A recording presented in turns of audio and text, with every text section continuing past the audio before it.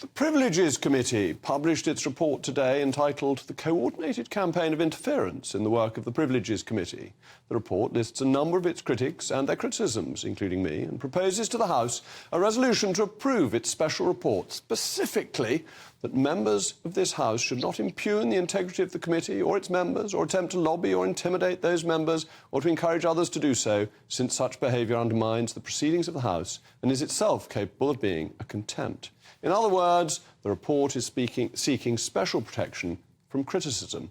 And this is a fundamental challenge to freedom of speech. As members of the House, we must be able to ask questions of the committee. It is not like the Standards Committee, dealing with things that people may or may not have done as a matter of fact. It is a political committee. And the committee is also potentially challenging members of the press and the public, because if MPs can't criticise, can other people? And it must be reasonable to ask, is the chairman impartial? Harriet Harman had quite clearly expressed partial views on the investigation. She failed the Hoffman test. We must be able to ask whether the rules were applied equally. Sir Bernard Jenkins is still in hiding. He refuses to deny allegations of breaching lockdown himself, and yet he thought he could sit in judgment. He must answer those questions. But why did not provide any evidence of orchestration between the critics? It makes this claim of orchestration, but I didn't need anyone to tell me about the committee's inadequacies. I didn't need anyone to encourage me to criticise it. It was obvious that there were flaws within it, and the report itself, we know, it claimed to know what was in Boris Johnson's mind, it couldn't establish intent, it admitted anonymous witnesses who could not be cross-examined. And to go back to fundamentals, the report reminds us that in 1978 the House agreed that, in general, the House should exercise its penal jurisdiction in any event as sparingly as possible, and only when satisfied that to do so was essential in order to provide reasonable protection for the House, its members or its officers from improper obstruction or attempt at or threat of obstruction. As I said a couple of weeks ago, and I'll repeat, criticism is not obstruction. I was very careful not to speak to individual members of the committee who I knew about the work they were doing, but to criticise them publicly and openly seems to me to be perfectly fair and reasonable. And the committee does appear to be attempting to re-engineer Parliament to facilitate future political purges.